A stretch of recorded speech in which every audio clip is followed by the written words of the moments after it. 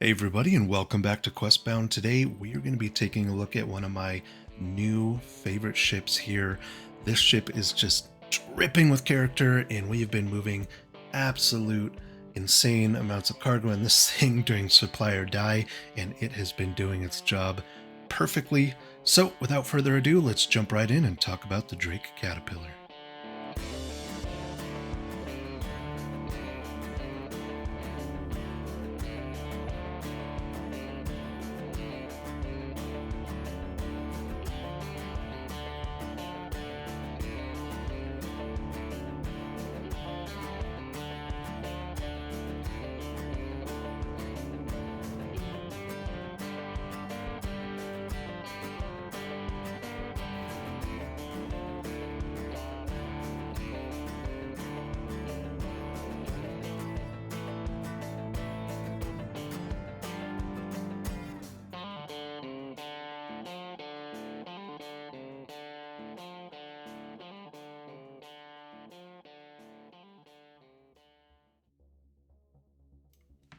All right, so let's talk about the Drake Caterpillar as a heavy freighter. Man, this ship, uh, I think, does what it's meant to do pretty well. The cargo holds on this thing are a little awkward at some points, but all in all, I mean, it's an absolute excellent ship. So we're going to go real quickly here through the ship components. We'll talk about the ship weaponry, then we'll take a look at the inside of the ship because, oh man, it is just dripping with character everywhere you look, especially if you like to sort of roleplay that sort of blue collar space life. This is definitely the ship for you. So let's get right into ship components here. So the ship comes stock with three size 3 stronghold shields. Each one of those is 56,100 total shields for a complete total ship shielding of 168,300 quadrant shield with a 3,312 HP per second. That is pretty good considering when you look at something like the Herc, which comes stock with two size 3 shields for a total of 112,200. Now, with the Herc, you're obviously sort of changing out a bit of shields for just a way bigger cargo bay. The Herc has a cargo bay that can hold 696,000 cargo, whereas the Caterpillar's got 576. But the total shields on the Caterpillar mean you can take a bit of a licking and get out hopefully alive. This also comes stock with two size 3 Ginzel shields.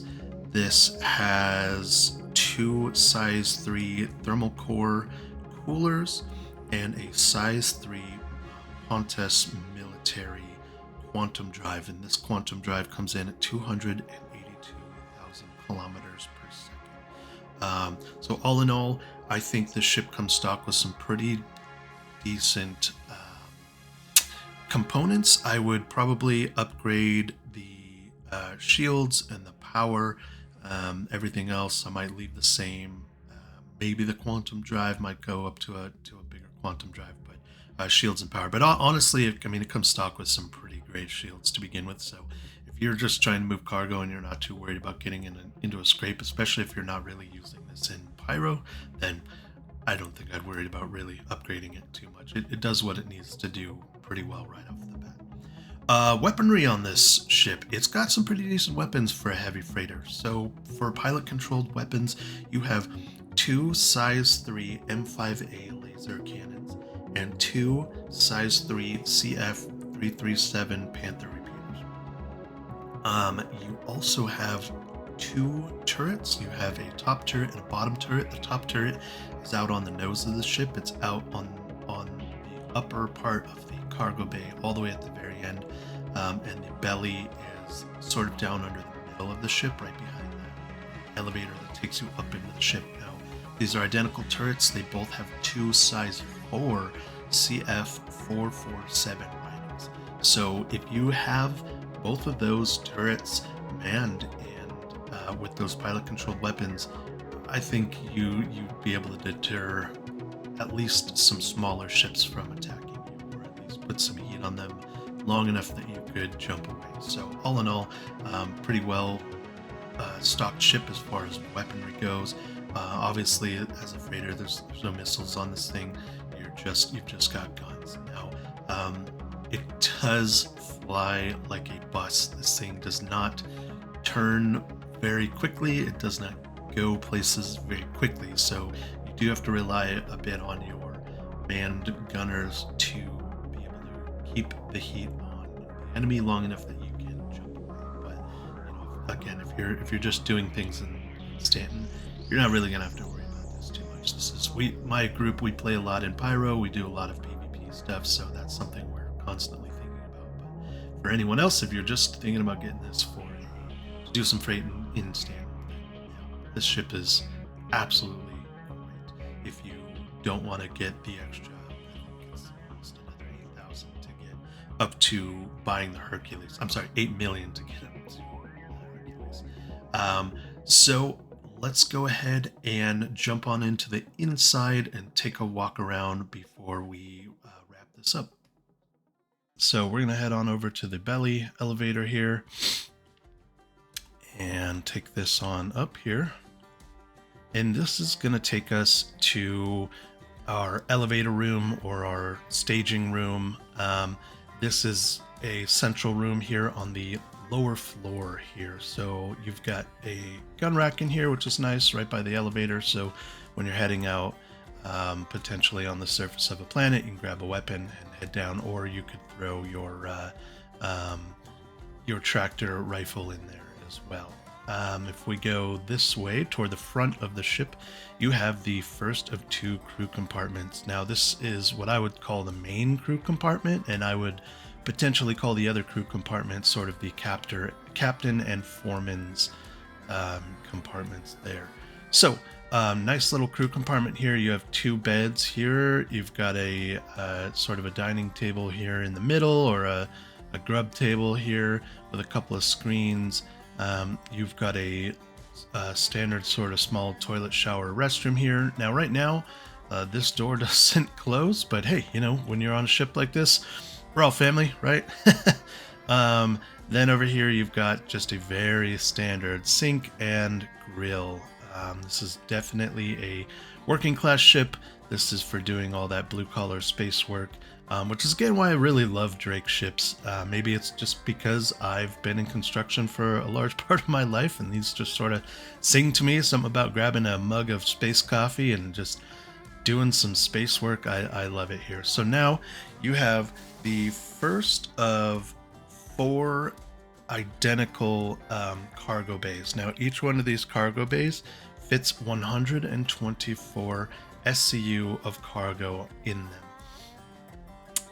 With an opening here, but I believe the cargo fits right across this opening, and then you'll traverse this. When this is all full, you'd traverse this via the catwalk up there, which can be accessed in each one of these cargo bays via this ladder, or you can go up to the 2nd level, and there's a way to get up there from there. So we'll just run down through all of these. Each one of these are exactly identical, and then you have the nose bay. So this has 80 SCU of cargo down here in this nose box.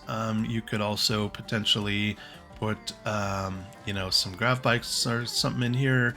Potentially, if this maybe coming up at some point folds open to the ground, then you could bring like a rock miner up in here or something like that. Maybe this is where you would store your Atlas, things like that. Then up there on that catwalk area, you have a turret, which we will see shortly when we go up to that level. So that's the cargo bays here. We'll go all the way back to the crew quarters, and we'll go back and see the engine room, and then we'll head on up to the 2nd floor here. The total cargo capacity with all 4 of those identical cargo bays plus the nose is 576 total. So that is a lot. I think that's the 2nd biggest after the Hercules, not including, I'm not sure what the Polaris has, but I'm not including that in this list. I'm just including cargo ships in this list. So the Hercules has the most, and I think this has a second. You can correct me if I'm wrong here. So now here on the end, we've come through the elevator room, and now we're into our engine room. So you can see these big, beautiful engines back here.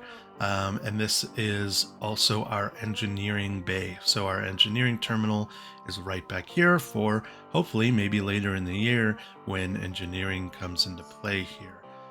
This would be where your engineer would be hanging out the most. Now, one thing that I like about this engineering room is you have a turret back here. So say you're flying around, your engineer's down here doing whatever he needs to do to maintain all the ship systems, and you potentially get attacked. But you'd radio down to your engineer, and he could come over here, he or she could come over here, jump in their turret, and I love these ones. Flips you right over backwards, and boom, you are now in the belly of the ship here. This is a belly turret. You have a view of the entire bottom of the ship, which is a pretty good view. You can see the front of the ship, the back of the ship. I would say in this one, you're probably mostly deterring people from shooting you from behind. That would be my guess on this one, as you have a nose gunner and the pilot has some controlled weapons. But this is a cool turret for your engineer to jump into. So let's head back up in here into the engine room. Now, one thing about this turret to be careful of is you'll see here, you get every single time I get out of that turret and anyone I'm playing with gets out of that turret, you get stuck right there. Luckily, I haven't had anybody get stuck permanently and have to log. That would just be a bummer. I would make this turret unusable, but so far you just kind of float there for a second and then your guy grabs the edge there. Now, there are two ways to get up to the second floor from here. There is this stairway that goes up to the second floor, but there is my personal favorite right around the corner here, the invisible ladder. Secret ladder. So this, I don't know if this is like this on everyone's Caterpillar or maybe just mine. I think it's kind of neat. If you're getting boarded and people don't know that potentially there's a ladder there, hey, maybe you could spring a surprise on them, or you could get away from them a little quicker. But this brings you up to the second floor here. Now, back on the end here, I'm guessing you'll just have a lot of it, maybe engineering stuff back here. Right now, there's nothing really back here. You have like a little server room. I'm not sure if potentially down the road this is going to have some sort of data running, or if this room will just potentially never be really for anything. Looks cool. All of this looks cool back here, but nothing really to do back here. If you continue down this hallway, then you're in your main hallway here. To the left, you have the bridge. To the right, you have one of two remote manned tractor beam stations. There are two tractor beams mounted on the ship. And if you come over here, you look down here, there's that staircase that we were looking at from the engine room. This is where that ends up. All right, so, and this goes down to the catwalk that goes out over the top of your cargo bay. So let's go over here to the right. Like I said, this is one of two of the remote tractor beam turrets that looks down each side of the ship here. If you jump in here, you can see you have a view of one entire side of the ship. If you're loading cargo, I wouldn't say this is for really loading it all the way into the ship. This would shine if you were out in the vacuum of space, and maybe you were looting a bunch of cargo off a ship or moving it from one ship to another. You could use this to grab boxes from a ways away and bring them close to the edge here, where you would then have your cargo lead in the cargo bays grabbing it, or potentially if you're on the ground you could move things a little closer. I haven't found much of a use from this because I think a guy on the ground with a tractor rifle can do the same thing, but maybe, like I said, in the vacuum of space this would work pretty well, because you can't get the cargo all the way up into the cargo bay with these. So let's go down back this direction. Now we are in the bridge here. Now, up here you've got the pilot and co-pilot seats. We'll just jump in here so I can show you guys the view from the pilot's chair here, you've got a pretty good view. A lot of struts in your view here, but it's nothing terrible. I mean, this is a cargo ship. You're not going to be dogfighting in this. But you have the view all the way down the side of the ship here, so not too bad. And then you have your co-pilot seat, and then back here you have two support seats. So you could have one person reviewing the shields, one person possibly maintaining power. You could maybe have them do some scanning when that, you know, when more options for support crew come into play. These will be nice. Now, in a ship like this, though, I mean, unless you're dogfighting, it's kind of unnecessary to have a lot of support crew. But hey, looks cool back here. Then at the back of the bridge here, you have a ladder that goes down to the captain slash foreman's living quarters back here. Now, at the bottom of this ladder, you do have a somewhat of an oddly placed weapon rack. I find that if you don't hug this wall and you're coming over here to get this weapon rack, you'll accidentally end up on your ladder here. So kind of weird, but I get it. I mean, I think they're just trying to fill space there. Nice to have one down here. Then you have another unclosable bathroom here. And then you have two beds, another little sink and set of burners, a little table. You've got a door that, as of right now, goes to nowhere. I'm sort of hoping that at some point this will have some sort of, I don't know, an elevator or something, or if you could just even just open it and go out. That'd be nice, just to get straight in, almost straight into the bridge here. Now, right here, you have the second of your two tractor beam built-in terminals here. So power this on, enter remote turret. Now you have view of the other side of the ship. This one is a little better placed for getting things maybe into at least this first cargo bay, but still not really getting it in all the way in. With this one, you're going to grab things from far away, bring them over, either potentially set them up on the ledge or put them right here for your cargo master then to take control of. So kind of nice. I do kind of wish that maybe running down the side of this thing, there was some sort of a like a track system that you could have the tractor beams running down. Another weapons bay here.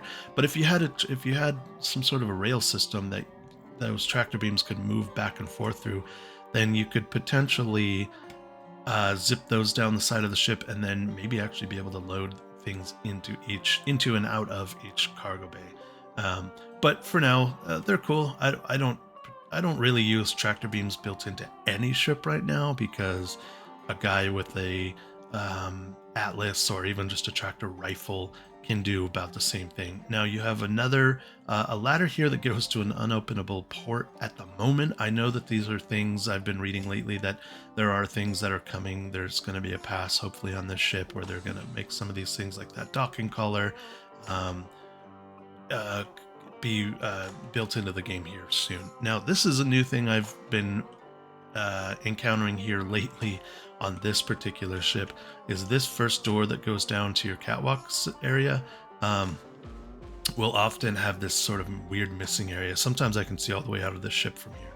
I don't like to run right over these, so I jump. I don't want to become one with my ship. So now here you've got the catwalk that goes over the top of all your cargo bays here. So this runs the length of the entire cargo area of the ship and ends here at this turret. I found, so these buttons are supposed to be able to open and close all of these, and I find these only work half the time or less. Sometimes I can click these and close these cargo bays, sometimes not. But hey, you know. Then you have your nose turret here for your cargo master to jump into. This takes you up to the top of the nose of the ship here. So if we get this turned on, you have a view of the entire top of the ship and are very well placed to fire at things that are on the around the nose or the front of the ship, or anything that goes above you. So not a bad view from out here. And that's it. That's the entire interior of the Drake Caterpillar. Again, I mean, I just love these ships. They're just absolutely dripping with character, with pipes and the insulation and the beams and just the whole thing. It's just so great. I mean, I know that the Hercules has a better cargo bay. It's just wide open and it's enormous, but gosh, I just love. For me, I like to role play this a little bit more than just maximizing the best ship possible.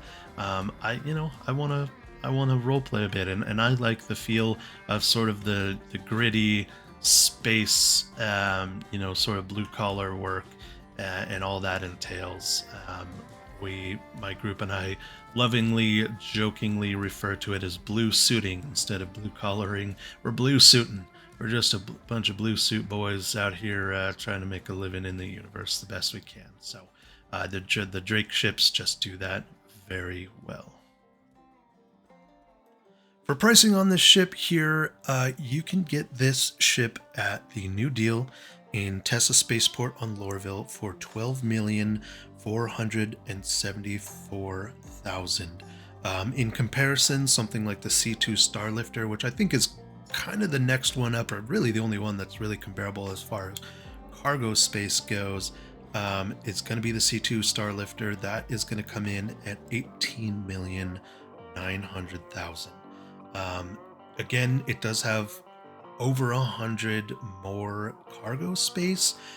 Just comes down to what kind of ship you want. I mean, you get to a point where you can add all that extra cargo space, but how often are you really running that much unless you're pulling big commodities deals, which is cool. I think at that point it just comes down to a style choice. I like the Drake ships for their style, but I know there's other people who like the style of something like a Hercules, that nice, clean, smooth aesthetic. Other people just don't really care what it looks like. They just want the best ship. And I guess at that point you would be probably looking at the Starlifter. Its cargo bay is way easier to deal with, and it's a lot bigger. And so yeah, that's it for price on this one. And really quick here at the end, I want to touch on a couple of things before we wrap this up.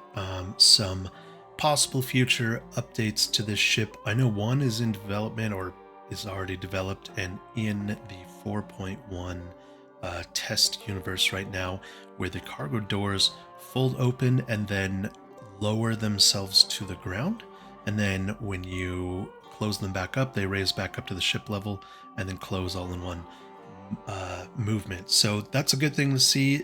It's still a little weird. You can't snap cargo to those, so it doesn't really help very much in being able to get cargo in and out. It does make it easier to get in and out of the ship yourself. You don't have to go back through that belly elevator. But we'll see how this develops. I'd love to just see ramps that open up to the ground. That'd be the best way, I think, to do this. But hey, elevators to the ground are cool. It means you can get an Atlas up in there if you want to. Other things that I've heard are that they want the entire cargo area of the ship to be detachable, or even detachable in little modules or sections. The EVA hatch, obviously in that center upper area of the ship by where you enter to the catwalk, that someday we'll be able to open and close for easier EVA access. And then I've heard, I don't know how true it is, but possibly someday the entire command module will just be able to detach from the whole ship, and then possibly an entry into that command module. So there's that door down in the captain's quarters. It doesn't really do anything yet. It would be nice if that was an EVA door. That'd make it a little easier to get it in and out of the ship for the captain if you were doing EVA work. Say you were picking up cargo while you were out in the vacuum of space, it'd just be another easy way in and out of the ship. But that's it for this one, guys. If you like this content and you guys want to see more, consider hitting the like button and leaving a subscribe, and then let me know in the comments how you guys feel about the Caterpillar, and what ships maybe you want to see reviews for in the future. Until next time, guys, remember that every great journey begins with a quest.